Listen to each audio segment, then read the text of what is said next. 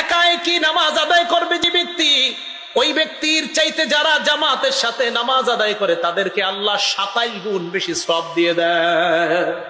কয় গুণ বেশি সওয়াব দেয়? 27 গুণ। আর যারা জামাতে উপস্থিত হয় না, আল্লাহ নবী বলেন লাকাদ হামামতু আন আমুরা, আমার মন চায় আমি আদেশ করি কোন এক ব্যক্তিকে আযান ইকামত দেওয়ার জন্য, সুম্মা আমুরা রাজুলান ফায়াউম্মা বিসসালাহ, এরপর এক ব্যক্তিকে বলবো ফায়াউম্মু বিন্নাস, আরেকজনকে বলবো তুমি ইমামতি করো, সুম্মা এরপর আখুযু শু'লাব মিনান নার, আগুনের মশাল নিয়ে আমি ওই ব্যক্তির বাড়িতে যাই, যেই ব্যক্তি আজান শোনার পরে জামাতে উপস্থিত হয় না কোনো কারণ ছাড়া, তার ঘর বাড়িগুলো আমি জ্বালায়া দেই। এই কথাটা এই যুগে এইভাবে অনুধাবন করবেন, ছি ছি ছি, আমি একজন মুসলমান, আজান শোনার পরেও আমি সুস্থ মানুষ, মসজিদে যাই না, নবী বেঁচে থাকলে আমার ঘরটা পুরাই দিতে চাই। নবী বলেন 2 কারণে তাদের ঘর আমি পুরাই না।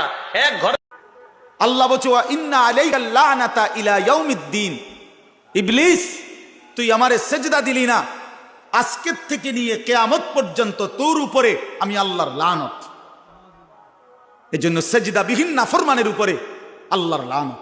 কতক্ষণ? প্রতিদিন 2 ঘন্টা। কথা বলেন না? 24 ঘন্টা নাফরমান, তোর উপরে আল্লাহর লানত, তোর খোদার গজব তোর উপরে। ওই নাফরমান সুখ মিলবে না,